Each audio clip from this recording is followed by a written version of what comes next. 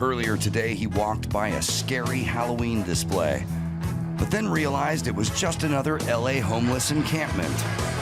Adam Carolla. Yeah, get it on. Got to get it on. The show's going to mandate. Get it on. Thanks for tuning in. Thanks for telling a friend. We love how you guys been watching the news, our new segment on YouTube and the vlogs and everything. Nice. Rudy PAVICH is here. Very funny stand-up. Some say too funny. Some? Who are these people? I was standing in the back of Soul Joel's over the weekend, and Rudy had him rocking and rat-a-tat-tat, bringing the heat. Mm-hmm. The audience was erupting in laughter, and I was just standing back there going, I want to go after this? Now, not that I'm not funnier than you, but you were just in full stride, and I feel like I walk out, and it's like when you get on the treadmill and you go, I'm just going to walk at 2 miles an hour for 5 minutes, like one Journey song, and then start to build up. You were full sprint. Yeah. And then I was going to get out there and start my walking lap, my warm-up. Sure. And it's too big a divide, well, Rudy. That's nice. I always hate, the thing I love most about going before you is that regardless of how the crowd is, you still go out and you've always said it doesn't matter who goes in front of you, you still have to go out and be funny. And I've always had like such a weird part when somebody goes out in front of me and they bring the heat. And now I go, God damn it, now I got to go out there and get on that goddamn bike and pedal faster because I don't have a choice. Yeah. Where regardless, you crush every time. I don't think I've ever seen you have a bad set. Oh, really? I don't think so. God love you, Rudy. Yeah. I appreciate your candor. All right, so anyway, Rudy's funny, and we were just in Pottstown, and we were at Soul Joel's, and then not the Mariners. Who the hell just won in the playoffs? The Brewers. The Brewers. Yeah.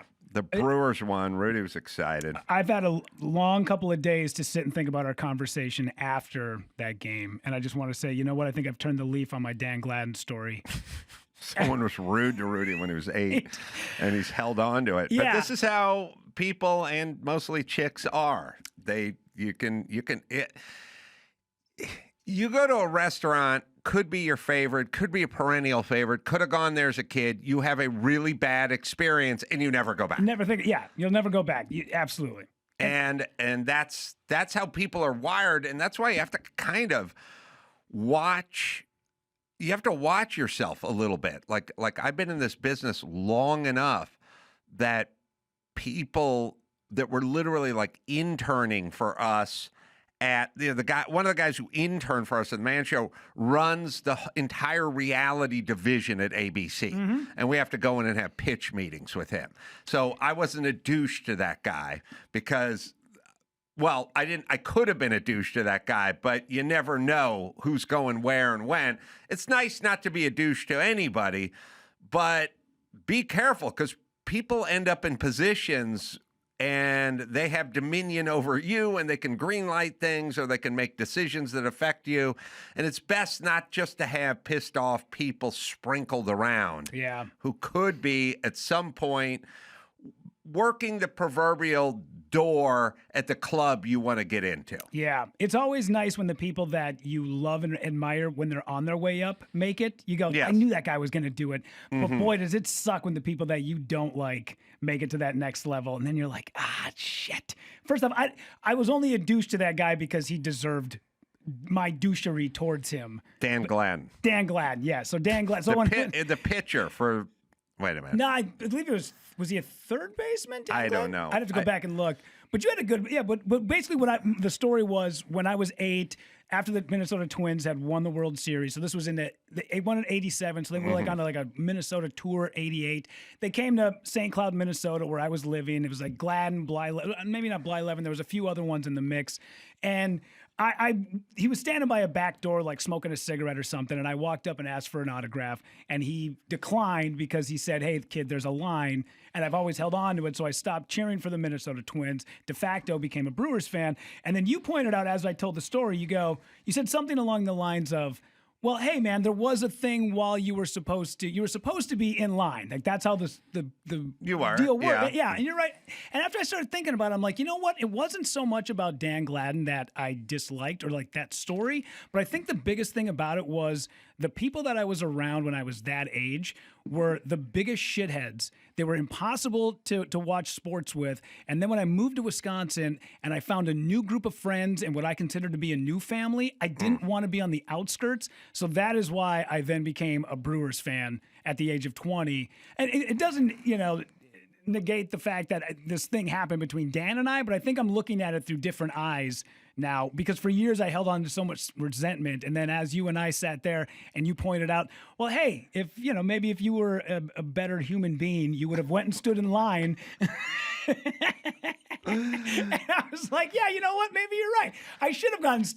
I wanted an autograph. I should have gone the correct channels to do it. And I didn't. And well, it takes a big man. Yeah, absolutely. Yeah. Yeah. So, what I was thinking about, he said, Dan Gladden out smoking. Baseball is really the only sport where you don't have to give up smoking. Yeah. Like other sports, you play hockey, you play basketball, you play football, someone's going to go, hey, man, you should really. Baseball, if I was a doctor and he said, I smoke, I'd go, okay. Yeah. I don't feel like that's going to affect your game. Yeah, You'll never run for more than the maximum you're going to run is about 11 seconds. That'll be the max. Yeah. That'll be if you leg out a triple. You're not going to hit any in the Parkers. You'll trot if it goes over the fence. You're legging out first, maybe into second base.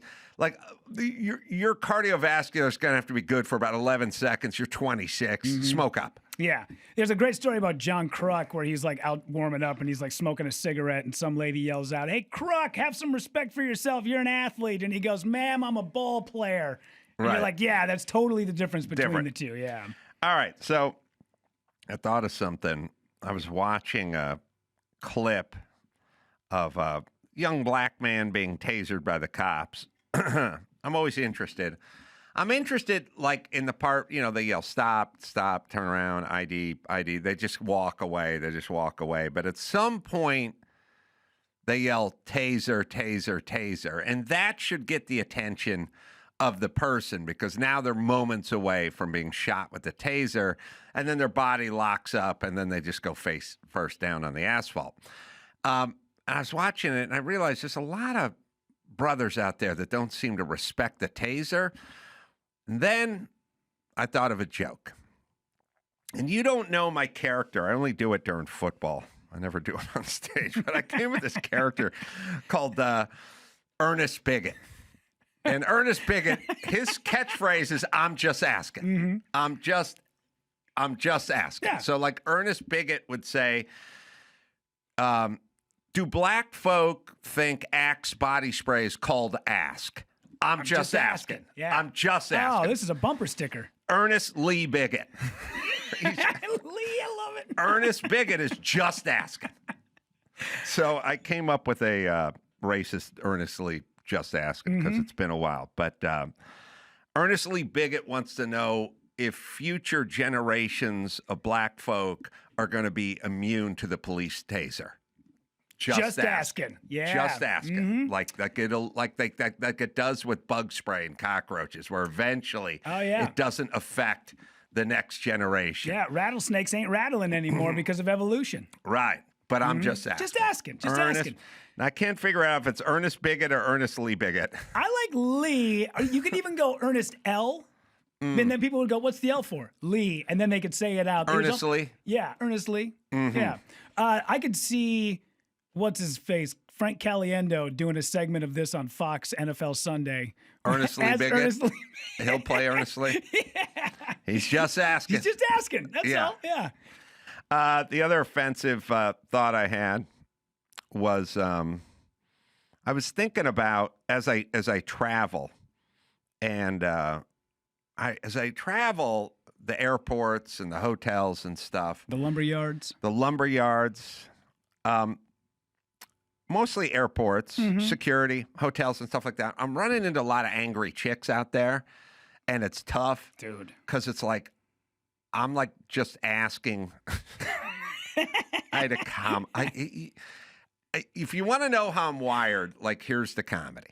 Here's the comedy of how I'm wired. I didn't even say this. So I'm in Fort Lauderdale, and we're doing Patrick Bet-David's show. Okay. Patrick Bet-David is his show that we taped starts at 9 a.m. and ends about 11:15. You know, they keep it a little loose. Could end at 11, 11:15, 11:18, or whatever it is. So me and Andrew have all our stuff at the hotel they put us up at, which is the day after we saw you. And the car is going to pick us up at 8:30 in the morning that they sent and take us up the street to his studio, which is 6, 7, 8 minutes away. It's close. It's under 10 minutes. So I start doing the math. Checkout is 11 in the morning. I got my room full of luggage, and I don't really want to drag all my luggage to Patrick Bett's studio. What I would like to do is get ready for that show. Also, that show's kind of a hair gel button-down shirt kind of thing, and now we're traveling, which is sweat jacket and ball cap and sweatpants and stuff. So my master plan is I'm going to go do his show and then get back in the car and come back to the hotel, get my bags, change, wash the hair gel out of my hair, and go back and go to the airport. Yeah. The car's going to wait, takes to the airport. So I go and talk to the person behind the counter. It's 11 a.m. checkout, so we're not going to make it back. They go until 11, maybe 11:15. Maybe we'll get back at 11:30 if we're lucky, but the key card's not going to work. Sure. So then I go talk to the woman behind the counter, who's a semi-sizable woman of color, and I go, hey, can we get a late checkout?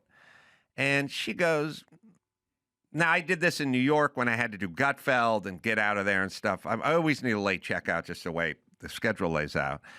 Gutfeld, I got till 1:30. She goes, you got till noon.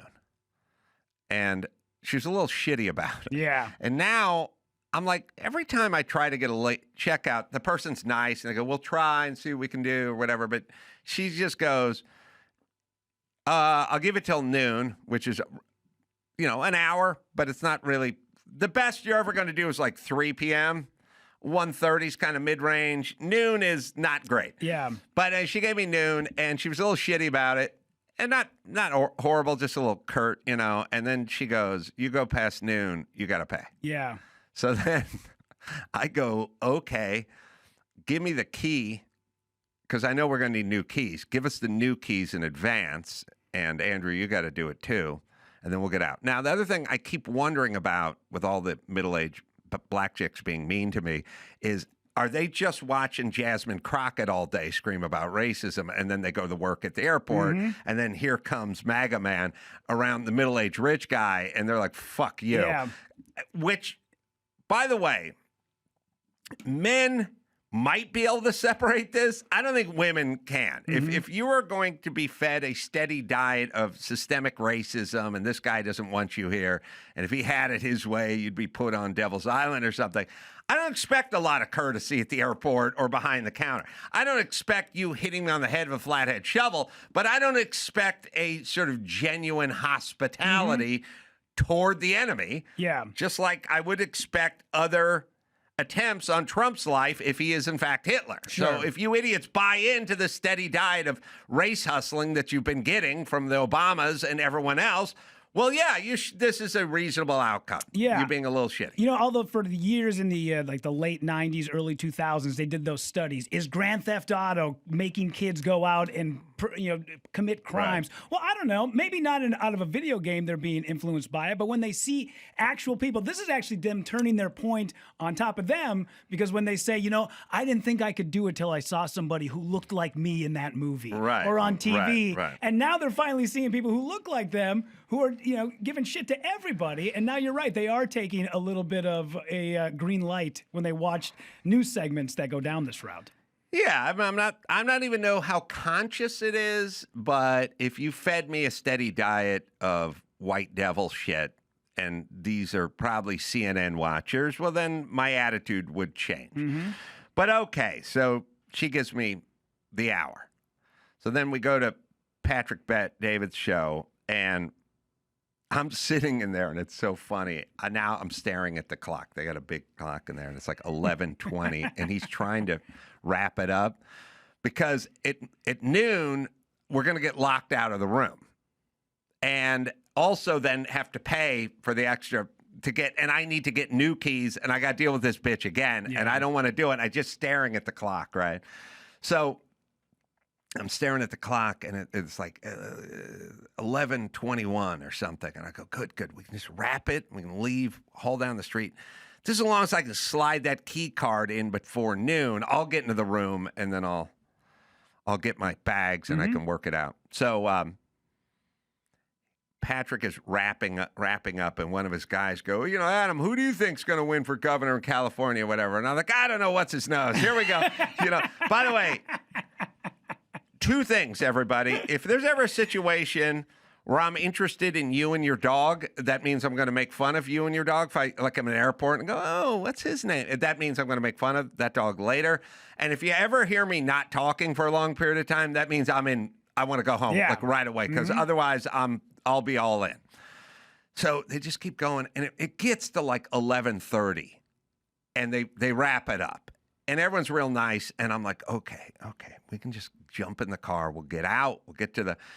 And then, of course, your segment producers, as I'm walking out, I was like, oh, could you come back in the studio? We want to lay this thing down. Where you're looking at the camera, and I'm like, yeah, okay.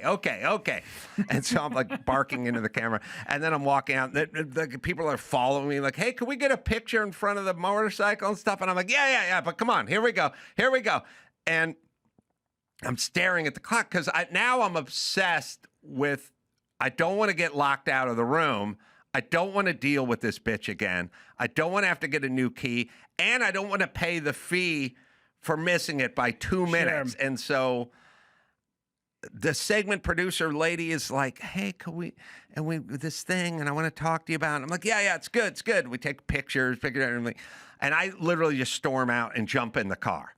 And it's like, I'm staring, and it's like 11:44. But it's only a 7-minute ride. And as long as I can get in the room by.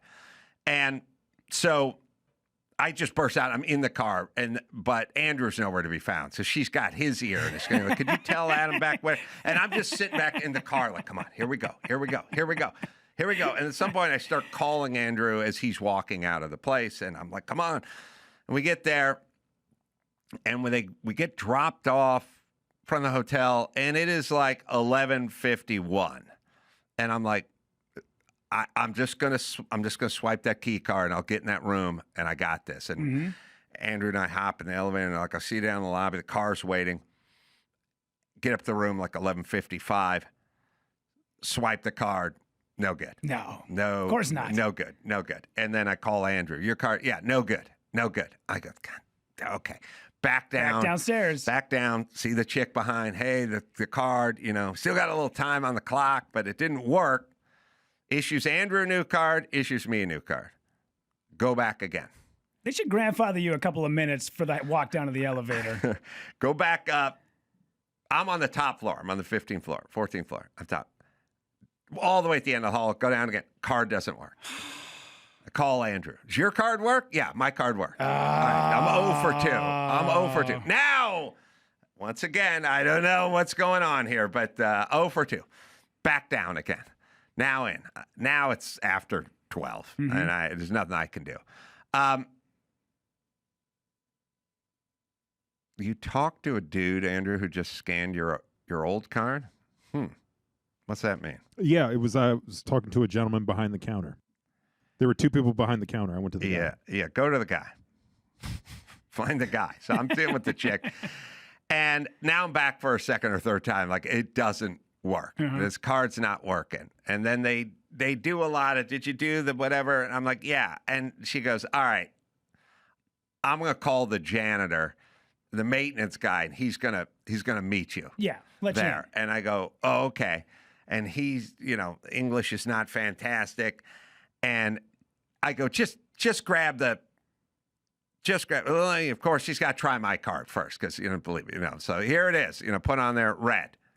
Oh, by the way, I forgot about this. I spent my whole life with this. You know what I mean? Like after coming down the first time and it didn't work, and then like the second time it didn't work, the chick behind the counter, she goes, "What color the door?" What? I go, What's that? What color is the door?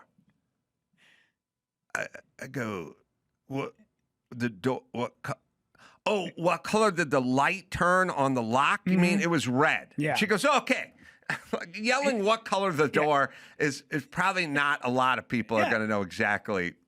Beige. It was like a green portal, like Rick and Morty, is what it looked like. Yeah. Navajo white is the color of the door, my lady. Yeah. You could say, did it turn red or green when you? But yes, it turned red because it wouldn't let me in. Yep.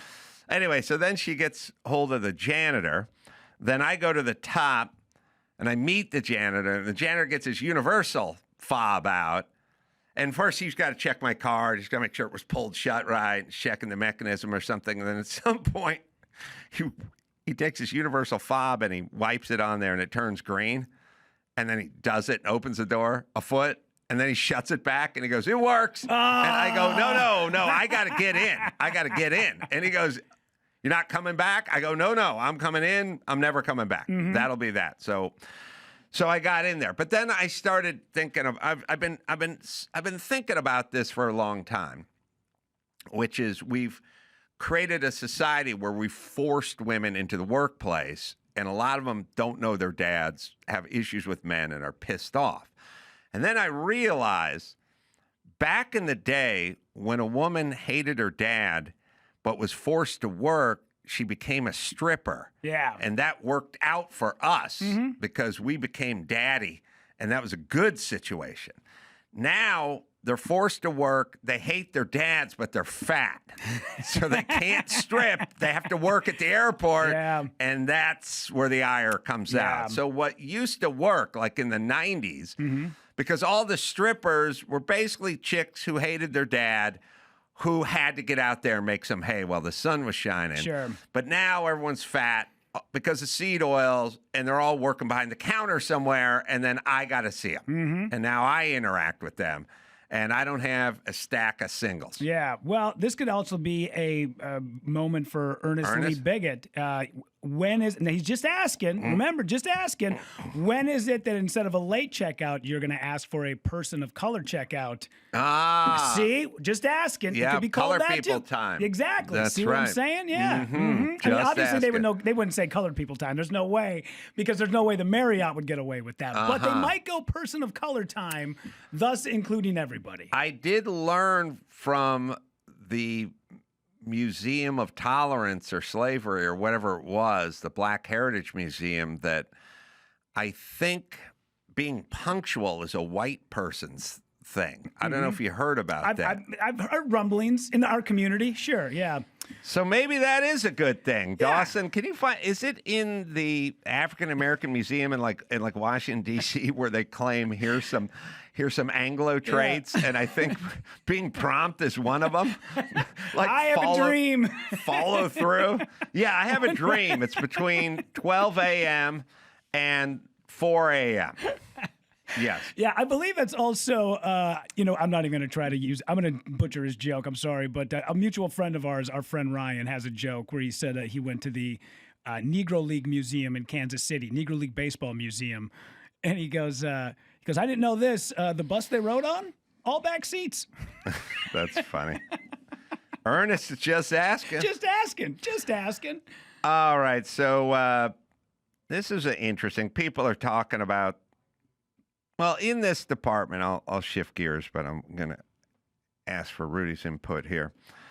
I had a dream many years ago, and anyone who's a fan of Loveline might recall that almost 30 years ago, as I started Loveline, almost 30 years ago, and shortly after I started Loveline, I would say to Dr. Drew, I just want this country run like a business. And I would go, I just want some businessman in there, just nuts and bolts, business decisions. And I would always say, just find me a businessman and run it like a business. So I don't want the guy the president to be a lawyer, and I don't want him to have this pedigree or that pedigree. I just want him to be a business dude, and we make decisions based like a businessman would make it. Oh, you have the... Yeah, this is a great headline from the Miami Herald. Smithsonian Museum apologizes for saying hard work and rational thought is white culture. Yeah. We were out of our minds. Well, this will dovetail into this, which is to say 28 years ago when I said into a microphone, I just want a businessman, nuts and bolts, whatever makes the most sense, and that's how we'll run the country. I thought in my mind, well, that's pragmatic and that would work.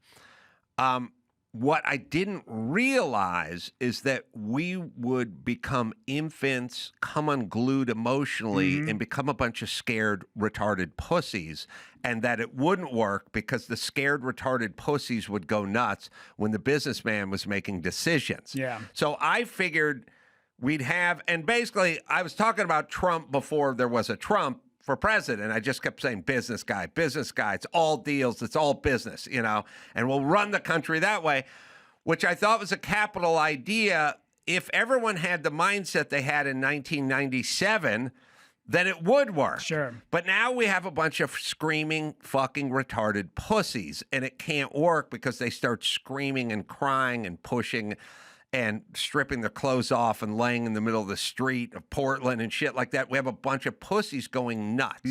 And I did not anticipate adults turning into crazy pussies. Yeah. Yeah. Between the lay down and the work in the front desk at the Ramada in Fort Lauderdale, they're all goddamn crazy. All right. Now, let's see. There's one more thing. Yes, the Cheryl Hines. Oh, that's actually in the news. If you want, Oh, you got that in if you the want news. to save it for, We for may the have a separate clip, but I'll keep it. okay. I'll keep it Yeah. for you in the news. Okay. Greta Thunberg, you got her in the news? Oh, I don't have her in the news, no, but I did see that she was tortured on a boat or something. Tortured and oh, my beaten God. and abused. I and just everything. had the greatest epiphany. Let's hear it. She looks like He-Man Yes. from Masters Oh, of the yeah. Universe. Yeah, does. she does. She does. Absolutely. Yeah. The page girl did I not have help. the power. Yeah. Yeah. There was also a cartoon in the Sunday paper that was kind of like a ye old cartoon that had, she had that same look, like Yeah. just the bangs up top. Or one of those extras in a Monty Python. oh, yeah. Bring out your dad. Yeah, Right. one of those. Yeah. She also aesthetically, like when she first came on the scene at 16 or whatever she was, I don't want to think I'm a douche. She was like at a crossroads in the looks department. You're like, oh, this could turn out pretty good, Yeah. or this could go the other direction. Yeah. You'll If you're see that. 25 and they say she hasn't aged well, things are not going good. Is she 25? I think probably. No, I don't think she's she's like like 20? 22 Yeah, or she's younger something. than that, yeah. But she still 21. hasn't aged well, Well, at all. when she 22, yeah. first came on the scene, you were like, this could go one of two directions, and it didn't. It went the bad direction with the page boy. But all right, she's 22. So here's the point. She claims she was beaten and, punched and whatever. Okay, first things first. This attention whore is going to run to a microphone as soon as she's released from the Israeli prison. So if anyone is coming in, they have to be under strict orders to not lay a hand on her or do anything to her because she's immediately going to grouse about it when she finds a microphone. But if you're 4 nothing and 90 pounds and you are in fact being punched and kicked, I would assume there'd be some physical manifestation of that. Like the chick who was the blonde chick who was a reporter in Portland like a week ago who was punched by the Antifa. She claims she was punched by Antifa and she has a fucking shiner. You don't want to know why? She got fucking She got punched by Antifa. Yeah. If Greta Thunberg if she was in prison and dropped a coffee mug and it landed on top of her foot and left a mark, don't you think there'd be a photograph of that? Yeah. Like if there was one bruise on that crazy bitch, don't you think she would chronicle that? Yeah. Well, nowadays people get a hangnail and they want to talk about it. Right. Yeah. She got her Right. ass whipped. You'd definitely be seeing some photos of it. She talked about it, but nothing. What was it she talked? So Greta Thunberg, they kicked me every time the flag touched my face. What? I don't know what I that don't know means. what that means. She was kicked and punched and tortured. She was in there less than a week. Okay, this looks like the Sydney Sweeney version of Greta Thunberg. She actually looks in the shadows with her eyes all photoshopped. Actually, I mean, I don't know about you, but I mean, that photo, yeah, but the other ones I see her. Plus, I would like By the way, she was kept in solitary confinement for hours, everybody. with bugs, with bugs. I would love to talk to anyone who's in solitary confinement for hours versus months or Yeah. days or years. People, fell sick. Yeah. Well, first things first, it's a prison. So it's not going to be a Four Seasons. But if you had a black eye, then we would know it because you would have a picture of it. And I don't know who wrote this article, but it's interesting they showed a picture of her in the shadows. Because a picture of her in the light, we would all see that she was completely unmarked. Yeah. And then her being punched and kicked would make us realize she was lying. Yeah, that bloody lion mouth is covered up in the shadows there. That's right. Yeah. All right. You got some news? Yeah. Do you? Yeah, you want to do news right now? Yeah, let's do do it. it. True work. Fall weather. It's a little nuts. Hot one minute, cold the next, rain, wind, sometimes all in the same day. And that's why there's true work. Performance workwear built like it matters because it does. Founded by a trade pro. The guy got sick of heavy, soggy gear weighing him down, so he built something better. True Works. Made with advanced fabric, so you get comfort that lasts, mobility all day, and protection year-round. Every piece is tested on real job sites by guys who are out there grinding every day. So when the weather flips on you, you are ready. True Works, by the way, that is TRUEWERKS. Good stuff. I'm holding the product in my hand right now. I use it. It's, back in the day, we said tough skins and a flannel shirt. Now, this is great for you guys who work with your hands.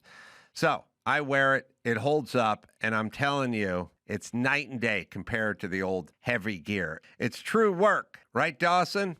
Upgrade your day with workwear built like it matters. Get Open phone, one of the tools I've personally seen make a huge difference for business owners is Quo, formerly Open Phone. Same great system I've talked about before, just a new name. Here's the deal. If you're running a business, every missed call's money right out the window. You don't get it back. You know it. I know it. We've all lived it. So think about it. Plumbing emergency. First guy doesn't pick up. Well, what do? Wait around? No, you don't. It's a plumbing emergency. You move on to the guy who actually answers the phone, and that's why you need Quo. Quo, formerly Open Phone, is the #1 business phone system that makes life easier and keeps you connected to customers. Works right through an app, phone, computer, no landlines, no second phones stuffed in your pocket.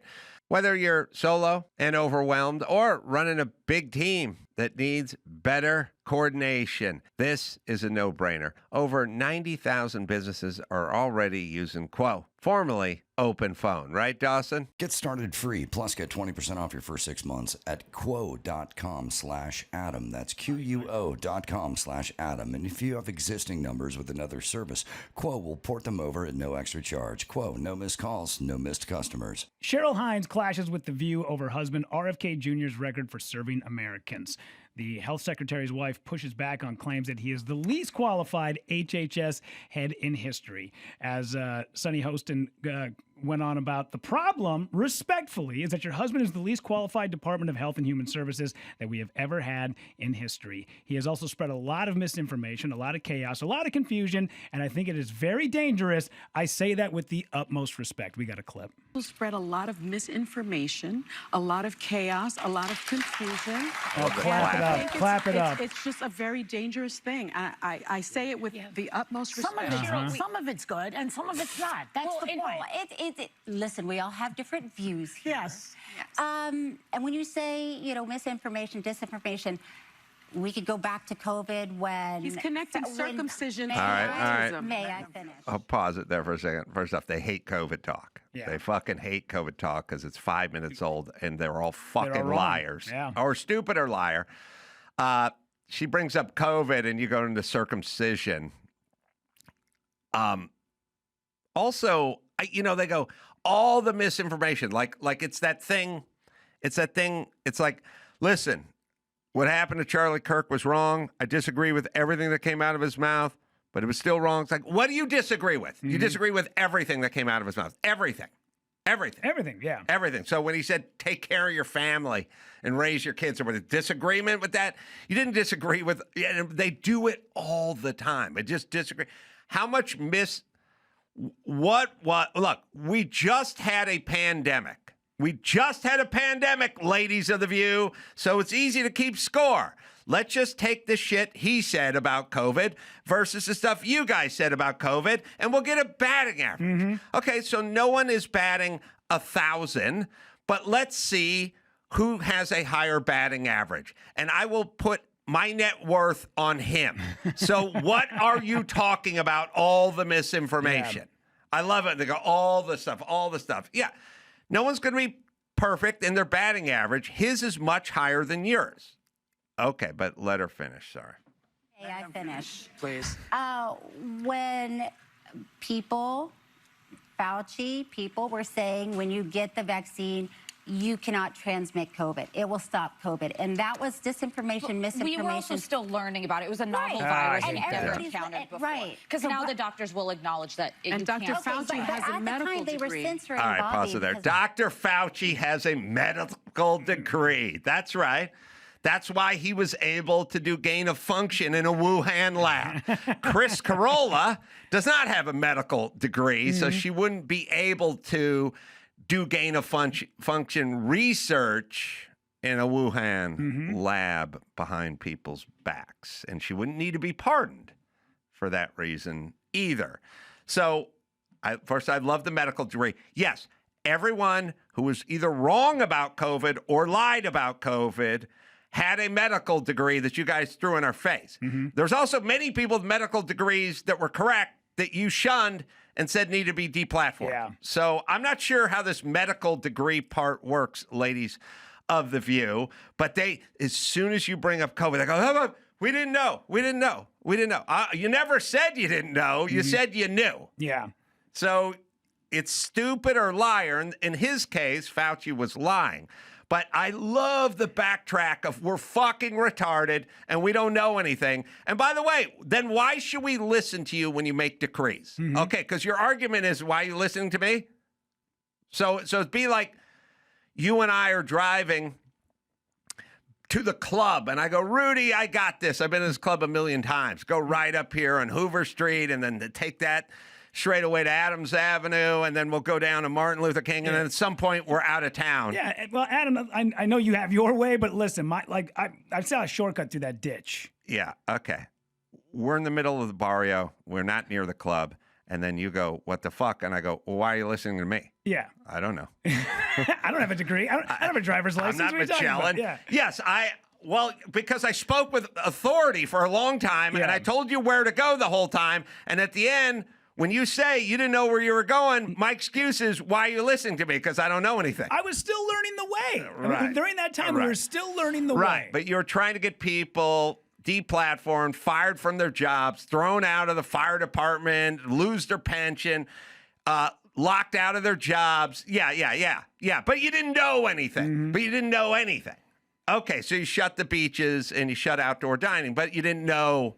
And okay, what else don't you know for the next crises that comes up, okay? And then are you basically saying then we shouldn't listen to you because you don't know shit and you talk with authority? And by the way, you didn't end anything with a question mark. It was exclamation point. Everything was, I know. Remember, Fauci was science. You didn't believe in him. You missed out on the science part. So the I know crowd now backpedals. And again, their excuses were imbeciles and we're incompetent and we didn't know anything. That's the best we got. Yeah. Okay. All right, bitches. We're not listening to you then. Yeah. There's more. I think there's. You can go back like 10 seconds. I do love when you bring up COVID and misinformation. Foreskin. Foreskin. Encountered before. Right. Because now the doctors will acknowledge that. And Dr. Fauci but has a at medical the time, they were degree. censoring Bobby because Bobby said, where's the science to show us this? And there wasn't any. But people attacked him and said, you're wrong. So it's like, let's take a step back. I know that's your opinion, and that's okay. Spread a lot. Yeah. Well, you know, a lot of the other stuff that they talked about in this that I love Cheryl for, because it feels like Cheryl's her winds are starting to change a little bit as time is going on, and maybe she's sort of seeing that her political party is full of shit. I think so. Also, she needed to navigate Hollywood for a long time. Sure. Now, okay. So here's Larry David's a fucking nut job. He's a political lefty, insane person. Like he may be. Let's see. He would be left of Mark Ruffalo. Or maybe tied in the political nut job insanity, global climate change, just fuck stick retard, super hard left. Yeah. So he's great in task. Your boss is a super hard left dude, super hard. And you don't know when you're coming back for the last season. So what are you going to do? Put on a MAGA hat and stroll down the boardwalk at Venice Beach? I don't think so. Yeah. Hollywood people are pussies, and they know where the fucking bread's coming from, and they just shut up and suck a dick because they're cowards. So she wasn't going to upset the apple cart over there at HBO, especially with Larry David. Yeah. So she had to just shut up. Now she's in charge. Yeah. Her man's in the catbird seat. It used to be shut up and don't piss off Larry David because he's a fucking lunatic and a leftist. Now it's the season's wrapped. That's it. No more Curb Your Enthusiasm. Oh, and my guy is Trump's guy and Trump's president. So now she's like, fuck y'all. Yeah. See what I'm saying? Why doesn't it work the other way, though? Like, how come guys like us can look at Larry David and go, absolute comedic genius, we can sit and watch Curb Your Enthusiasm. Somebody who's on the left can't watch something that you put out, or like a Tyler Fisher, or something that the Daily Wire puts out. You know, they did that movie a few years ago. What was it called? Something with the balls, something. I'm yeah. But why is it that the all-male team, transgender, said they were going to go play basketball against the girls. Yeah. So why is it that we have no problem going the other way and watching people who? Why are we so much better than everyone? I'll tell you why. That's basically what I'm saying. I want you to cut me off at minute 22. They do this thing all the time, and I believe that they hurt their argument. Because when people dig into me, they go, he said this, he said that, he did this, did that, and they'll go, the unfunny Adam Carolla, blah, blah, blah. Now, there is no way of units to measure funny, but I'm funnier than all these people. You can't say that I'm not funny because that's what I've been doing for 30 years, and I haven't missed a day. So so you can't, like, you can go, you can say, I can go, fuck LeBron James. He's a race hustler. And that guy sucks at basketball. Because now I seem like an idiot. Yeah. Because he clearly doesn't suck at basketball. And I clearly don't suck at comedy. Otherwise, I wouldn't do it for as long as I have done it. And by the way, pre-politics, I was considered funny by the same people. So did you you decided I wasn't funny at some point? So they have to work an emotional component into everything, which is the unfunny, not going to watch that, versus a separation. Because I would say about Jon Stewart, let's say, I would go, well, I disagree with a lot of his political stances, but he's a good dude. He pays taxes. He loves this country, and he's good to his kids. All right. Now, the other side is I disagree with the political stances, and he's Hitler. Mm-hmm. Right. And the one that's always weird is they'll go, his policy, Ron DeSantis' policy of cruelty. That's what he is. He's an evil dog catcher from a Disney movie from the 60s, Puts right? cats in bags. Right. He's cruel. He hates kids and he's cruel. Yeah, that's Ron DeSantis. He's cruel, you fucking idiots. Just say you disagree. And also, you hurt your argument when you start piling on. Mm-hmm. You know, it's that sort of when you're a kid, you go, at some point the guy beats you verbally and you'd go, oh, fine, but I'm not, you're fat. Yeah. It's like, okay, you've been defeated. Because you're arguing over something and now you just had to yell out that the guy was fat. So they can't do it because the argument isn't enough. They lose the argument. They're not going to win the argument, so they have to add on the extra spiritual, moral things of being cruel or evil or racist or bigoted, homophobic, xenophobic. They have to tack on all the window dressing because the argument just based on the merits of the argument or the policy that's not going to work because the numbers don't pencil out in that department. So then they have to go to this sort of cruelty department, so you go, I don't think we should raise the minimum wage because you raise it to $20 an hour, as they did here in California, and there's a lot of people out of work and a lot of businesses going under and a lot of kiosks now and automation and robotation and all the stuff that we're going to get rid of. We're going to put these people out of work. And then you can't argue the numbers. You're not going to be able to argue the numbers. It's going to raise the price of the food. Businesses are going to go out. They're going to start cutting back on staff, and everyone's going to be part-time. No one full-time. All right. So you can't make that argument. So you say, I believe mothers should get a living wage, and you're cruel for wanting to deny them and their children food because you can't make an argument that works with the numbers. Yeah. So you start working the emotional side of it. And you'll see it when you argue with your kids. What's a kid say? What's a kid say who doesn't make the team, who's 9, who comes home from school? Coach hates me. Coach hates me. That's an emotional argument. Not you fucking suck at baseball. It's coach hates me. Not if I worked harder and learned to hit a curve or whatever it is. It's coach hates me, right? That's an emotional argument. You just got an F in your history class. What? The teacher has it out for me. These are emotional arguments because you can't compete. Yeah.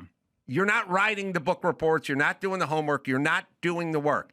So everything boils down to this person's cruel. This person doesn't want families to eat this one. You're making an emotional argument because your numbers aren't working in the stats department of the argument. Yeah, the best Charlie Kirk videos are the ones where he talks people back into a corner and then they go, you got a big head. Right. And then they turn around and run away. I've showed so many people those videos and go, because they would disagree with everything he would say for no reason. It was just like, I hate this guy. And I go, well, do you love your family? Do you want peace? Do you want a nice community? Yeah, well, that's what this guy wants. You disagree on 20% of what he says. Homes.com.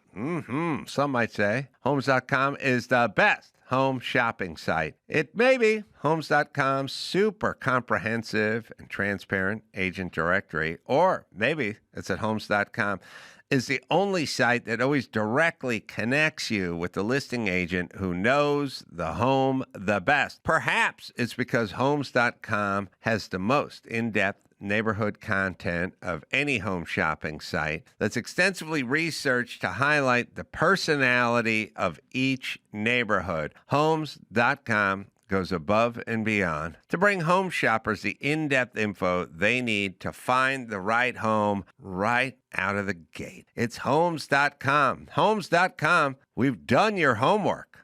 This October, Fear is free on Pluto TV with horror movie collections from Paranormal Activity, The Ring, You Will Die in 7 Days, Scream, and From Dusk Till Dawn. This is my kind of place. And don't miss the man-made nightmares in Mary Shelley's Frankenstein or the world-ending chaos in 28 Days Later. There's something in the blood. All the scares, all for free. Pluto TV. Stream now. Pay never. All right, we have a video of Larry David finding out on that show. This is my favorite show. We just bring progressive rich white dudes and tell them their families own slaves. This isn't AI, is it? This is just such an odd combination on my father's side of the Germany and the South. Yeah. Two places that we have fought against as a country. Yeah, right. Oh my goodness. I hope no slaves show up on this. Please turn the page. Now, Larry, this is another part of the 18th. Oh, you did it! You did it! I knew it! I knew it! Unbelievable. Unbelievable. Boy. That's unbelievable. Oh, boy. Name of the slave owner, Henry Bernstein. My great-grandfather was a slave owner. Dun, dun, dun, dun, dun, dun. Earnestly bigot, just asking. One female, age 17, mulatto. Oh, Professor, I'm so sorry. You can see why my father didn't want to tell me anything about his family. All right, so there you go, Mr. Pius. Yeah. Okay, can we just do this? And I mean it. With what's Larry David's net worth? Okay. Can we do something like this? They talk about reparations all the time. We argue about reparations. And then some people go, my family wasn't even in this country, blah, blah, blah, blah, blah. Okay, so my kid's mom's family is all born in Italy. My dad's parents are born in Italy, and nobody's known anything here but poverty. There's no slave owners with the Carollas. Yeah. We're too new to this country. Like, my kids have no slave owner reparation, anything. There's nothing there. Yeah. Well, you had slaves, except for your mom bought them used at a garage sale. Yes, we'd go slave dumpster diving on Friday nights. She covered one with a sheet, which is in poor taste. That's what she do with her sofa. All right, Larry David's net worth is $400 million. He's 77 years old, so he's not going to be able to spend that money with the time he's got left on this planet. So he and his party, and he's very progressive, are for reparations. Sure. And he has a history of slave ownership in his family. And so does Ben Affleck, whose net worth is $600 million. And so does, who else did we talk about? We talked about Andrew. Ben Affleck has this. Who was the other guy who was revealed? Oh, Sonny Hostin. All right. From The View. Wow. No kidding. Yeah. Okay. So you guys are all bleeding heart liberals, and you're for reparations, and your family has slave ownership, and you're all multimillionaires. I don't have your money, and my family has no history with this, and I'm against reparations. So I'm 0 for 3. You guys are 3 for 3. Why not cough up some cash? Why not just get that side of the aisle who is for reparations? And here's all it'll be easy. If you're for reparations and there's a history of slave ownership and your net worth is more than $30 million, then you cut a check. That'll be a substantial amount of money. I mean, look, Larry David's net worth could go from 400 million to 375. It's not going to put a dent in his bank account. Sure. And there's Sonny Hostin can cut a check. Ben Affleck can cut a check. They can all cut a check, and then they could get what they want, which is reparations. Yeah. Hold on. Do you want reparations? Yes. Okay. Good news. Yeah. Great news. Great news. Your family owns slaves, and you're rich. So you cut a check. What about Carolla?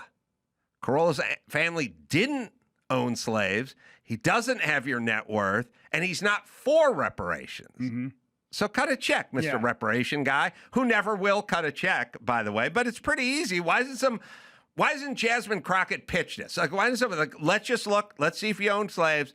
see what your net worth is, and let's do it. Yeah, aren't we paying for our white privilege though? Isn't that? Yes. Yeah, that's what we have to do. Every time I travel. I know. And, man, I got pulled over on my way to a gig the other night, and the police officer let me go with a warning. And when I called somebody, I was on the phone telling them about it, and they go, well, there's that white privilege kicking in. I was like, no, that's the respectful hands up on the steering wheel where they can see them. Sir, do you mind if I reach into my glove box and grab my registration? Sir, I'm going to reach around and grab my wallet. All the whole time being incredibly respectful. And at the end of it, and it was a Latino cop. Guy walks up and goes, hey, man, just keep it slow in these small towns. I said, no problem, officer. Have a great night. And that's how you get out. It's not because he walked in and was like, oh, Whitey, keep moving, bud. Well, by the way, the majority of cops in L.A. are, black or brown or women or something. It's not that good old, it's not like Murph, the redhead from Union 76 comes out. You don't know who Murph is. Murph, if you find me a commercial from Murph of Union 76, that's the whitest dude He had a ever. hound dog too, right? Oh. Murph? Didn't he? I don't know if Murph had a hound dog. He was the friendly guy. Yeah. By the way, they would run these commercials in L.A., and that's what I thought going to the gas station was going to be like. When I got older and got a license, got a car, I didn't know it'd be the steely-eyed Middle Eastern guy going, no, it can't, no. Pump 3, no, pump for you. No pump. No. I didn't know it was that behind the bulletproof glass. Sure. I thought Murph was going to come out. He's going to come out and go, can I check your oil? Always have a rag wiping oil off his hand. Yeah. Murph was the whitest dude who was the most helpful guy. The noise would go off, bing, bing, the bell when you'd go over the air hose. That would alert Murph. Murph would come out, check that tire pressure. Check that oil Check that level. oil. Yeah. Pop that hood. Your PSI's a little low on that front left, Mr. Higgins. Don't worry about it, though. Old Gus has got you. Gus has got you. Murph Union 76 commercial. That's this one. That's the whitest guy ever. Murph 76 station. Is that a Volkswagen Bug? Yep. My engine's missing and my wife won't talk to me. For newlywed, you're off to a pretty rough start. He said he had the car tuned up. Well, I did. You did? Then why are we here instead of that honeymoon lodge? Somebody probably pulled the spark plug wire. It's an old wedding drink. Turn it off. Okay, start her up. Murph, you saved my marriage. Well, getting people off to a smooth start is what the spirit of 76 is all about. Go with the spirit. That's funny, dude. I had an old Volkswagen Bug, and there was a 76 at the corner of my house, or down the street, and I would take it there to this old white guy who would fix it. And every single time he'd fix it, he'd look at me and hand me a bill and say something like, $30. Never get rid of this car. Yeah, you can fix it. Well, you can almost fix yourself. By the way, is sabotaging someone's engine an old wedding trick? Yeah, I feel like yeah. that's a cruel joke. They're by the side of the road. It's at night. They're both buzzed. Yeah. You know what I mean? They get hit by semi-truck. Yeah. Guys hopped up on trucker speed and they get cleaned out. Like it's kind of, tying cans to the back of the car, so be it. Great, yeah. But fucking with the distributor cap and pulling a spark plug wire and making it miss, that's a little cruel. Yeah, I'm sorry. Hey, I banged your wife in the broom closet on your wedding night. You know those old wedding gags. It's an old wedding gag. Yeah. So Murph just went down there and fixed it. But Murph that's who I thought I was going to be dealing with in Los Angeles, not scary foreign guy. What is? No! Just screaming at me through the bulletproof glass. They pulled spark plug wire. Old wedding trick. All right, you got one more? Yeah, let's do Letitia James, New York's top law enforcer, is housing a cop-hating fugitive relative with a lengthy felony rap sheet who was twice arrested for assaulting police officers at one of her Virginia homes, according to court documents. Her great her great granddaughter niece. So what is she? Grandniece. Her grandniece. Yes. Has a crazy rap, like felon record. Oh, it's insane. A rap sheet. Yeah. But it includes getting pulled over 4 times in the same day. Oh, like yeah. it's literally, it's like, I just saw this. And I was like, it's so easy to avoid cops. It's so easy it's easy not to interact with cops. It's easy. You just don't do shit that that attracts them. Wait, do we have the clip, or was it? I heard it all. Well, you can lay it out. I don't know. Yeah, there was no. Yeah, there was. I didn't see a clip, but talking about her grandniece, Nikia Thompson, 36, wanted for failing to complete the terms of her parole following a 2011 arrest in Winston-Salem. In that case, she was charged with malicious conduct by a prisoner, a felony, along with assault of a government official and resisting a public officer. But then, keep going. This was 2020. Since she's been living in Virginia in the house that Letitia James owns, she's been charged of possession of burglary tools, contributing to the delinquency of a minor, and grand larceny, including the summer before. In July, Thompson was hit with 4 citations in a single day, including driving 80 miles an hour in a 55-mile-an-hour zone and stopping her vehicle improperly on a highway. It was just the year before that she was ticketed once again for doing 80 in a 55 and got a summons for improper child restraint. Yeah. So earnestly bigot wants to know if she got her together with the guy's been tased a million times. I think you'd find at some point their kids are going to be impervious to pepper spray and tasing. Yeah. Mm-hmm. Well, here's okay. I will put this in perspective, and then we'll talk to Senator John Kennedy. The thing about the lawfare and the turnabout, is it fair play? And then he's using the legal system to go after, and so on and so forth. I will just paint a picture for everyone, because Letitia James ran on doing that to him. Sure. That she ran on saying, I'll find something and take Trump down.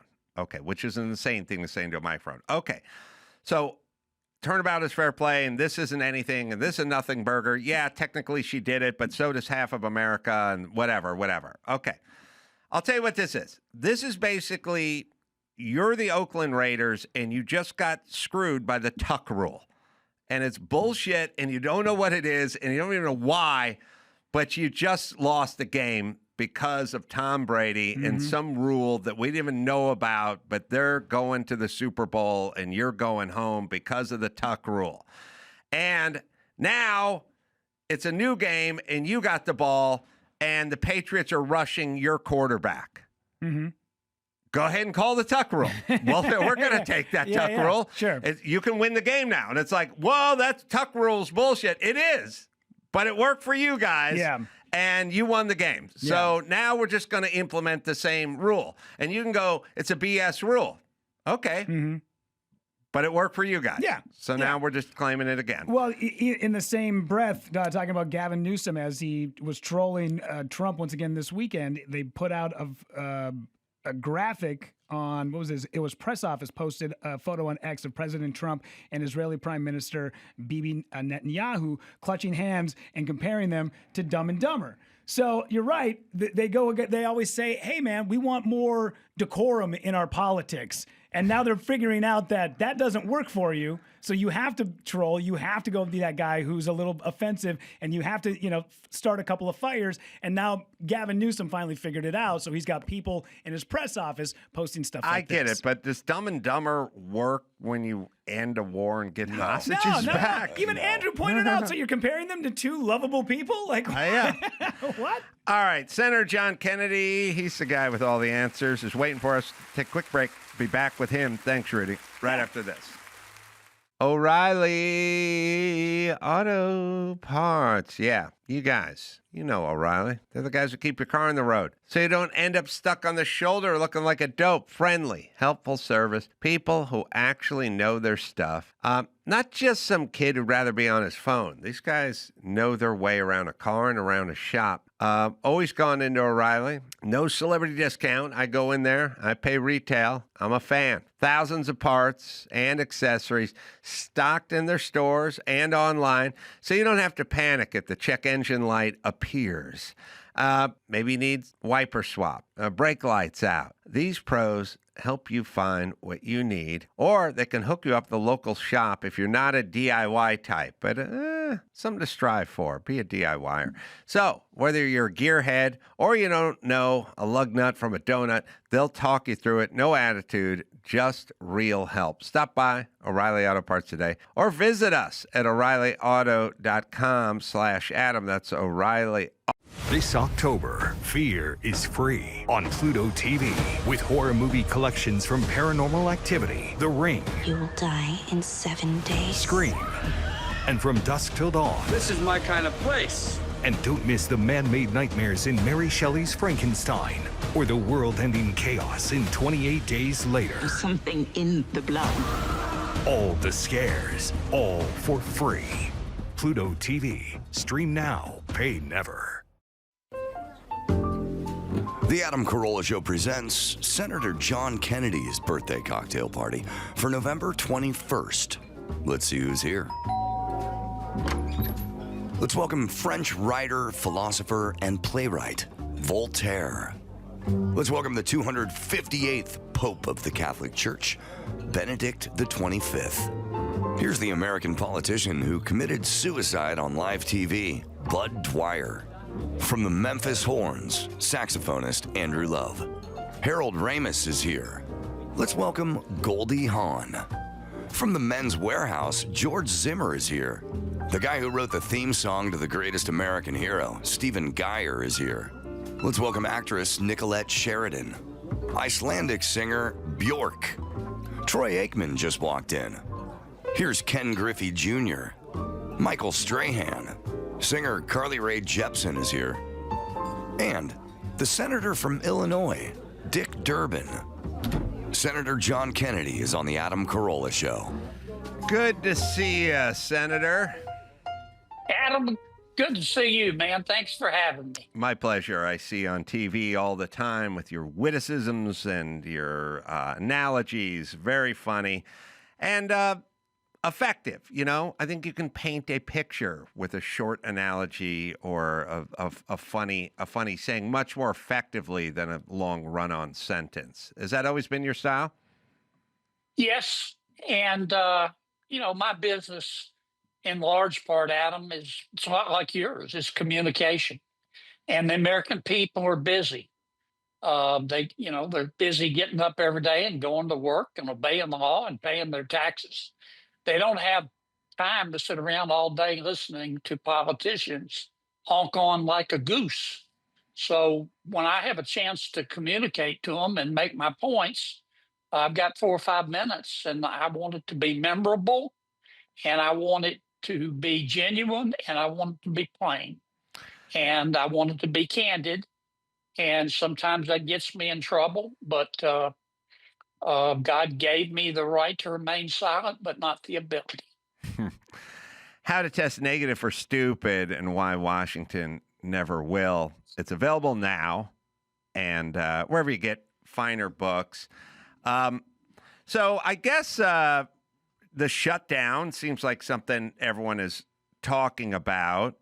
I know the Republicans seem like they would like to stop spending so much money, especially on frivolous things, and especially on frivolous things that take place off of the shores of this country, which I wholeheartedly agree with. I'm from California, so we spend billions on a train that goes nowhere, and then we scrap it.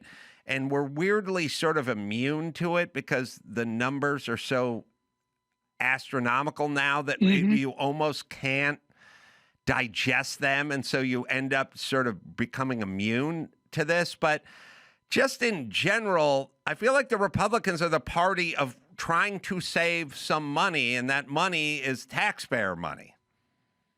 Well, we are, and this shutdown is really very simple. Now, the Democrats have tried to muddy the water to make it look deep. But here's what happened.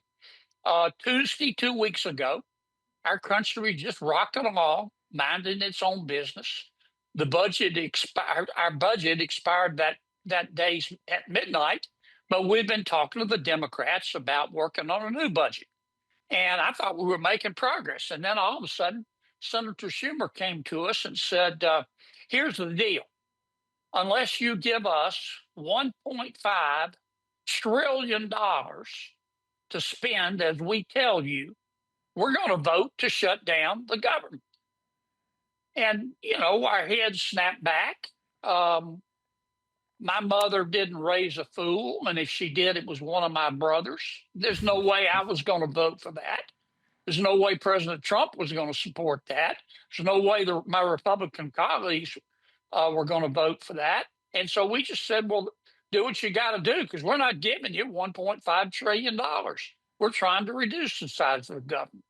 And that's really what's going on, Adam. We're not asking for anything. We're not asking for a single solitary thing except keep government open so we can negotiate a budget. And that's what's going on. And that's what I mean. It's a multiple vehicle pileup, but it's not our fault. It's Senator Schumer and his puppeteer, Congresswoman Ocasio-Cortez. Yeah. So do you think that's what's going on? I mean, Schumer's hanging on for dear life, and it's sort of the super progressive side of the aisle that is, it's weird because I never thought of it this way, but I'm picturing Democrats in general, like the Democrats I know, as let's just say they're in a large Viking ship and they're all just paddling. They have an oar in their hand and they're just rowing in a large Viking ship, and that's what most of them are doing. But there's a handful of people, and they're in charge of the rudder. And they're going, we're not going the direction you want us to go. And the majority are just going, we're just trying to make land. We're just rowing. We're just hardworking folks. And they're going, no, we're steering toward climate change and the trans community and all the weird stuff that nobody wants. And the majority of you rowing don't want, but we're in control of the rudder. And I feel that's what happened with Biden. Biden got sold to us like some sort of middle of the road, slow and steady Uncle Joe and all that. But and that's what people voted for, but that's not who was in charge of the rudder. That's not who was steering the ship. I think you're absolutely right. That's a good analogy. The loon wing, the socialist wing of the Democratic Party, it's not every Democrat, but it's a pretty big part of them. Maybe a third of the party, 40%, but they're in control. And their leader is Congresswoman Ocasio-Cortez. Now, she's helped along by Senator Bernie Sanders, for example, but they're in control. They're about to elect a socialist mayor of New York. And that's who Senator Schumer is taking orders from, because he's up for re-election in a couple of years in New York, and he wants the loon wing of his party to love him. And that's why he's trying to ingratiate himself to them and to the Congresswoman with a shutdown. And you're right about President Biden. I think most people who voted for President Biden thought they were getting the second coming of Bill Clinton, who by modern standards was a moderate Democrat. Instead, they got the second cousin of Bernie Sanders or Ocasio-Cortez. And that's who's in control of the party, and they're running things. Yeah, and what they got was an auto pen and a bunch of people in charge who they didn't vote for. And so, yeah. I was just going to say, this wing of the party, these people are crazy as bedbugs. They hate George Washington and Abraham Lincoln and Thomas Jefferson and Dr. Zeus and Mr. Potato Head. They think they're all racist. They think kids can change genders at recess, and we're supposed to honor that. I mean, they're just crazy, but they are in control. Right. And that's kind of an argument I have with people sometimes where they go, what about the Klan or the Proud Boys? I go, they're not in control of the Republican Party. They bring up the Klan every 10 minutes. I've never seen a Klansman. I'm in Southern California, so they don't have a lot of rallies in this neck of the woods, but they're not in charge of anything. The loony side fringe is not the fringe. It's the majority in terms of policy. They are in control. They are dictating policy. And it's nutty and it's dangerous. And then you kind of get back to, what do they want? Do they? It seems to me like they want chaos because it doesn't seem that any of their requests are clear or have an end game. Well, yes, they want chaos, but out of the chaos, here is what they really want. They think they are smarter and more virtuous than the American people. They think the American people are stupid. And so they want the American people to send all of their money and all of their freedom to the moon wing of the Democratic Party in Washington, and they will make decisions for the rest of us because we're not smart enough and we're not virtuous enough to do the right thing. They think that they can spend your money better than you can. It's the most elitist view, arrogant view I can possibly imagine, but that's what they believe. That's what President Biden's people believed. Deep down, I think that's what President Obama believes, and that's what we're dealing with. A bunch of people that have more zeal than wisdom. They're often wrong, but they're never in doubt. They have all the answers. Yes. Just ask. It's an elitism meets a narcissism. Like there's a kind of, you have to be narcissistic to want that kind of dominion over people. Regular folk who aren't elitists and narcissists, when you say, do you want to be in charge of a group of people? They go, no, that's uncomfortable. It's not for me to say. It's not for me to dictate to them what to do or how to go about it. That's the way I felt all during COVID. I'm not here to tell people how to live or what to do. The ones who dove in with both feet were the ones who jumped at the idea of controlling other people's lives. That's why I find it so rich that guys like Gavin Newsom would talk to us and lecture us about socialism and totalitarianism and control and dominion and stuff. We just got done with COVID. He did everything to control everybody in his state. Yeah. And so did Gretchen Whitmer, and so did whoever's running, whoever's up in Chicago, New York. They all did it. So why are you lecturing us about control over your citizens when we just did an experiment called COVID? It was 10 minutes ago, and you guys all failed. Well, that's a good analysis. But you have to understand, I think you do, but many people they don't see it from the inside like I do, and like to some extent you do. These people, how can I put this? These people really think they're the smartest people on the planet. Yes, and they also think that they're righteous. Yes, they think anybody who disagrees with them is not just wrong; they're in sin. They're racist and they're sexist and they're misogynistic and they're Nazis and they're bigots, and I could go down the list.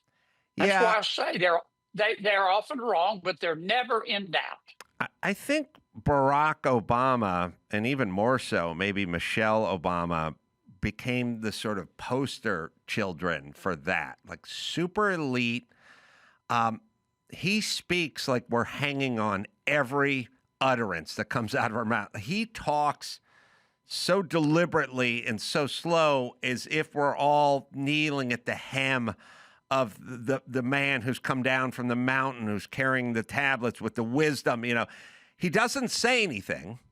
She doesn't say anything either, but they're both poster children for this era of sort of super elite. And yes, they have much more education than you do, and you couldn't possibly understand, but they're going to save you from yourself, essentially. And it's the most arrogant approach you can have as really a human being. And I'm sorry. I was going to say, I didn't see as much of it. I felt like the Obamas ushered that in. You know, Bill Clinton didn't have that, and Jimmy Carter, like you could say what you want about Jimmy Carter, but he didn't have that elite, listen to me because you're too dumb to make your own decisions vibe. He didn't talk down to everybody. He wasn't that, and neither was Clinton. Neither were the Bushes. And and Reagan wasn't that way. And we sort of sailed all the way through. And then we got to Obama, and this started. And it continued. I think Kamala Harris tried to pick it up, but she wasn't capable of pulling it off. Well, personally, President Biden wouldn't like that, but he wasn't in control. Right. The people around him were in control, and the people around him were basically former aides to President Obama. I was often asked during President Biden's term by my people back home in Louisiana, who's really the president? Because they would listen to President Biden on TV, and he would talk like he was from outer space. And they would say, he can't possibly be making the decisions. Who's making the decisions, Kennedy? And I would tell them, the real president is whoever has control of that teleprompter. And I think the people that have the control of that teleprompter, in addition to President Biden's family, but on a day-to-day basis, were the 5 or 6 top aides to President Biden, and they were all former Obama people. Cove Pure. You know, we don't talk about water nearly enough. Clean drinking water is one of the best investments for your family's health. And that's why I got to tell you about Cove Pure. I've been using it for a couple of weeks now. Honestly, it's the best water purifier I've ever tried. Here's something most people don't realize. When you take meds, your body doesn't absorb all of it. A lot of that stuff gets flushed down the toilet, antibiotics, antidepressants, even hormone disruptors from birth control, and the water treatment plants, well, they're horrible at filtering that crap out. No wonder society is so messed up. Yeah, think about what's in everything and what's coursing through everyone's body. That's why I purify my water with Cove Pure, the best filtration system on the market. And it's crazy easy. Sits right on your countertop. No plumbing, no tearing into walls, no tapping into stuff, no drilling, no drywall patch. It just sits there. You just fill it up and you plug it in. And by the way, it's got different modes. You can get your water cold. I was just using it last night. Try it. I really think you're going to enjoy it. Am I right, Dawson? Protect your family's health. Go to covepure.com/Adam. And for a limited time, you get $200 off your purchase. That's covepure.com/Adam to get $200 off. covepure.com/Adam. Where we at with the Comey indictment and, you know, a lot of what they would call lawfare, which is convenient because these guys engaged in what I believe is a crime, and then they figured as long as we're in charge, we'll always be safe. And then the guy they tried to get put away got back in charge. His name is Donald Trump. And now he's going back to right a wrong, which they call lawfare, but it's not. It's basically they broke the law and thought they were going to get away with it. And so now there's all these characters, and it's, you know, a lot of the people that signed, the 51 intelligence experts that signed the document that said Hunter Biden's laptop had all the characteristics of, you know, Russian disinformation or whatever it is, all those people. And then there's also probably room for Obama on that list. I think it'll all come out sort of like COVID all came out, sort of like, you know, Russian, you know, the whole Russia, Hillary Clinton, Steele dossier, like it only goes one direction. It's only going to go one direction for Fauci. It's never going to turn out. He's never going to be Saint Fauci, who was on a candle. It's all going to be bad. Lab, you know, did it come from a wet market? Did it come from a lab? I know how all this is going to end. All of it is going to end the opposite of what you were saying. Not you, but they were saying all through it. Stolen election, spying on Trump. It's all going to go one direction. But the question is how many and how long, and what's your take on it? Well, I remember when it started. I think at the instruction of the Biden White House, Attorney General Merrick Garland decided to, for the first time in this country's history, to prosecute a former president of the United States who also was the chief opponent of Attorney General Garland's boss, President Biden. That had never happened in the history of our country. It's not supposed to happen in America. That's the sort of thing that happens in countries whose Powerball jackpot is 287 chickens and a goat. That doesn't happen in America. To add sugar on top, they got the New York Attorney General and a district attorney in Georgia to try to put the President of the United States in jail under state law. And the American people saw through this, and it did more to help Trump than it did to hurt him. But what it also did is unleash spirits that can't be controlled. I mean, once you start this stuff, it's hard to put that genie back in the bottle. Now, what I think the Attorney General now, Attorney General Bondi and the FBI Director Patel are trying to do is they're trying to go through the FBI and the Justice Department. They're trying to lift up the good people and get rid of the bad people and put in jail the people who broke the law. They started with Mr. Comey. Mr. Comey did more to undermine the institution of criminal justice in America than anybody I can think of. He's been indicted. Will his indictment be sustained? Will it be thrown out? Will he be convicted? I don't know. That'll be up to our courts. But there will be others, in my opinion. Yeah, because it seems pretty evident that they had an agenda. And you can talk about the law, and you can talk about statutes, and you can talk about letter of the law. But if you just sort of take the 10,000-foot view of the whole thing, you had an institution that had a bunch of people at the top that were clearly invested in Trump not being the president. They just were. And you always carve out the rank and file and the good guys and the cop on the beat and the guys out in the field doing the real work. Yes, it's not them, but they're not necessary for this. It's the guys at the top. And the guys at the top had a very vested interest in him not becoming the president. Now, there's a lot of reasons, and part of it is just kind of a status quo. We don't want the wild card coming in here shaking things up. We'll take what we know, and by the way, you go along and you get along. So they have a certain amount of power. For instance, Hunter Biden's laptop comes around.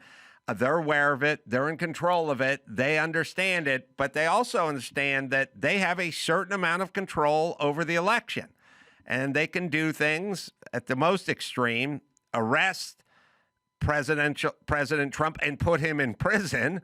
That would be a way to stop him from ever getting in control again. Or little things like we can shape the election. We'll just take this laptop, which could be hurt, which we're definitely going to shave a few points off of our guys' votes, and we'll just steer it in a certain way that makes it look like it's something different than what it is. And we'll control the outcome of the election in that way for as much as we can control it. That part of it all seems abundantly clear. There's a lot of Americans that don't want to admit it, and they don't want to think that their side did it, but there's no other way to process what happened. Well, here I talk about this in my book. Here's what I think happened from an inside perspective. President Biden is the president.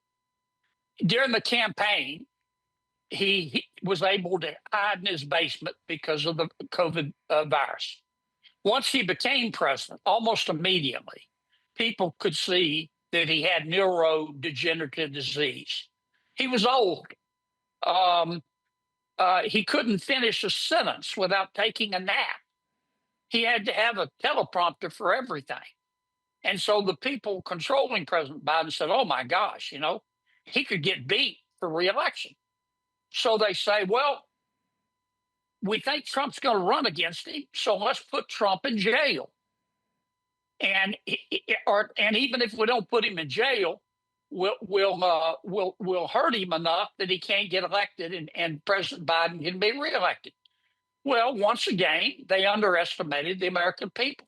the American people said, "Wait a minute, this isn't fair. You didn't just get you didn't just you got President Trump's you didn't get his name out of the yellow pages. You decide you want to prosecute him. It's a political prosecution, and it backfired on him. And then President Biden had to leave the race. He didn't do it voluntarily. He had to. And Vice President Harris was even worse. And that's why we are where we are. And once again, I'll come back to my original point. Never underestimate the American people. They may not read Aristotle every day because they're too busy earning a living, but they are plenty smart and they will figure it out, and they figured this out.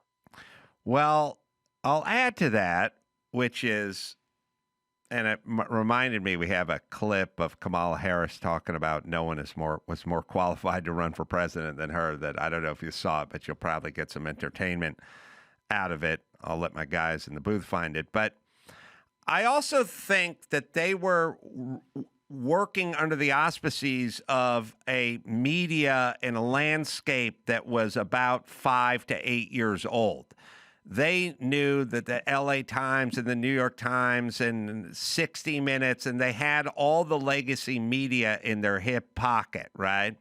And so they're working under that. But what they didn't realize was the new landscape for media, the podcasts and all the alternative stuff and all the voices that weren't around. And so they were sort of working under an old premise, which is we have everybody, and you can put this down for a second. I'll finish this, or we'll figure it out. But they thought we have everybody in our back pocket. We have all the legacy media, so we can say whatever we want, and no one will be the wiser.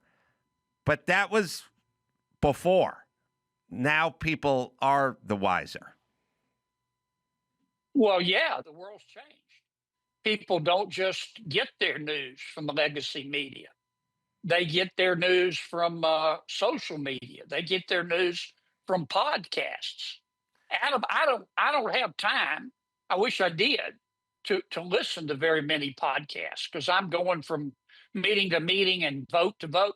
But my wife, for example, and I don't think she's atypical. She is addicted to podcasts. It is extraordinary how many Americans get their news from podcasts. And many people in professional politicians, they still don't get it today. Yeah. The legacy media is not. They're the legacy media, but they're not the media that's really in control. Yeah. I can see the day when the major networks, ABC, CBS, NBC, they're going to be as dead as Jimmy Hoffa. They're going to be as dead as fried chicken. Nobody's going to listen to them. They were sort of. It was funny because they said it's tantamount to them going, we need to get an endorsement from Oprah. And once we get Oprah and Beyonce to endorse us, then we're going to win.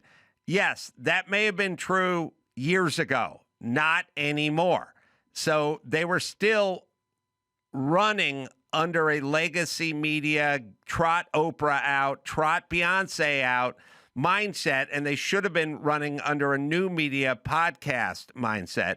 I'll show you this clip of Kara Swisher, I think, sort of clumsily talking to Kamala, and Kamala explaining how overqualified she was. That is a decent resume, but go ahead. Well, some people have actually said I was the most qualified candidate ever to run for president. I like the some people say. Very nice, but go ahead. I'm just speaking fact. Yeah. Yeah. Okay, so I'm curious your reaction to that. Well, I know the vice president. We served in the United States Senate together.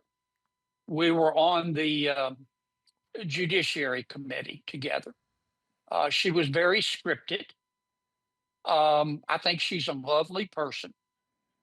and she's entitled to her opinion. But I have seen the polling before she got in the race, and the poll showed that most Americans looked at the vice president and thought to themselves, when her IQ gets to 75, she ought to sell. Now, that's what the polling showed.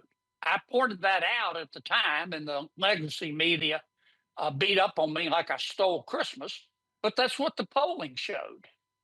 And I don't think she expected to be running for president, but I also don't think they expected President Biden to have a major league goat rodeo meltdown in front of the American people in his first and only debate.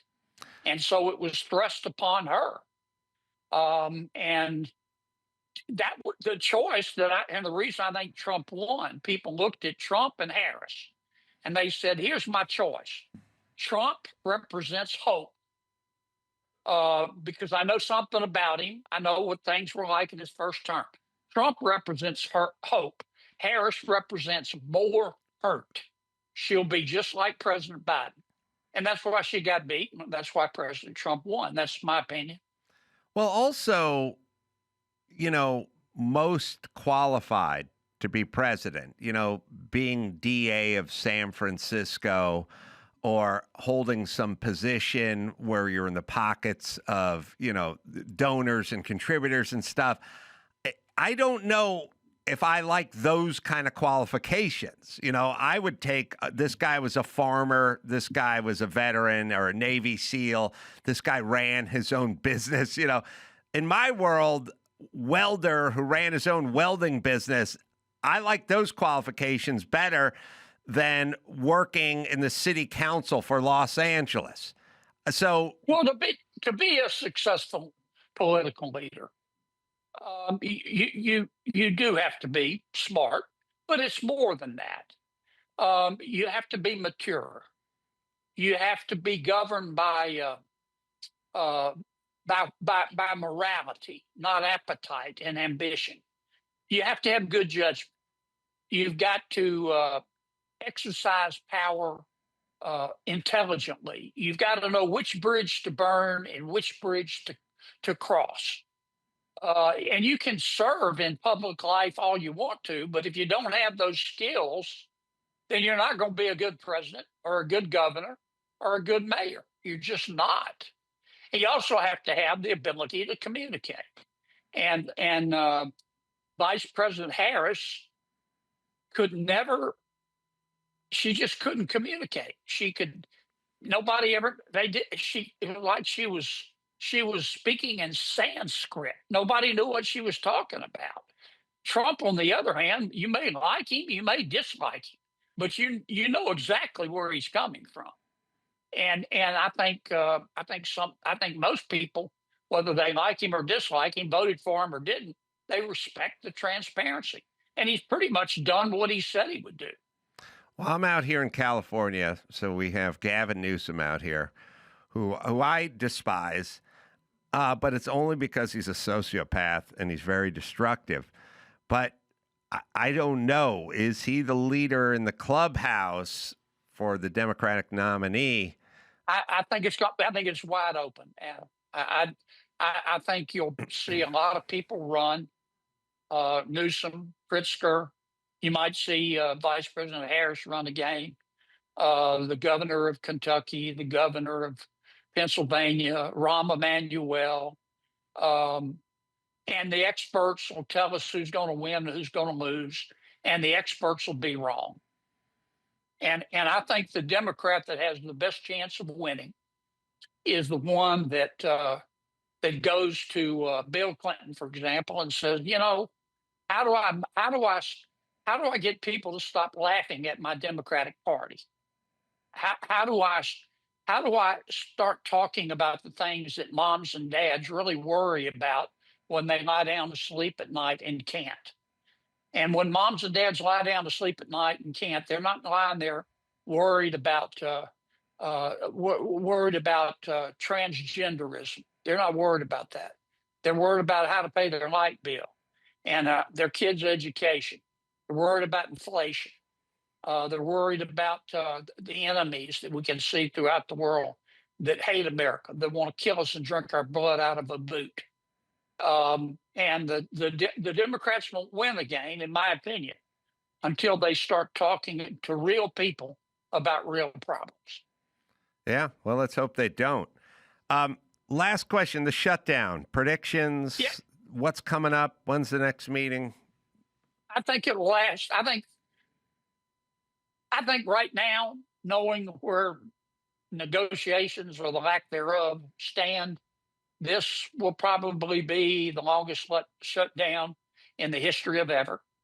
I think a lot of Americans don't really care one way or the other. I think it will last at least until November the 1st. Really? But yeah, I think it's going to be a long one because what Schumer is asking for is unreasonable. We're not going to give him $1.5 trillion. At least I'm not. And I don't think he can afford to back down because then he looks like a weak weenie. And so we're going to sit here for a while. And President Trump is just going to keep running the country. How does it end? I think it ends when when Senator Schumer goes to 6 or 8 of his Democratic Senate colleagues and says, guys, I need a favor, vote to open up government. I can't support you. In fact, I've got to criticize you and I've got to vote no because I've got to look tough. But help bail me out because I don't know how to get government back open. But what he's got to worry about, Adam, is he's got to worry about that looking like a mutiny. So, but that's how I think it will get out of it. The book, How to Test Negative for Stupid and Why Washington Never Will. It's available now. And Insta and X at Senator John Kennedy. Great to talk to you. I'm a fan. Same here, man. Thanks, Adam. Right back at you. You're a rock star, man. I appreciate you having me. I hope we can do it again soon. Let's do it. Let's do it. Thanks, Thank you. man. Thank you, Mr. Kennedy. All right. I want to tell you, I'm going to be Flappers October 29th right here in Burbank, and then also November 6th, Boston, Mass. Wilbur Theater, beautiful theater. And then November 7th, day after Buffalo, New York, Electric City. Go down to Carolla.com for all the live shows. Until next time, then for Senator John Kennedy and Rudy PAVICH saying mahalo.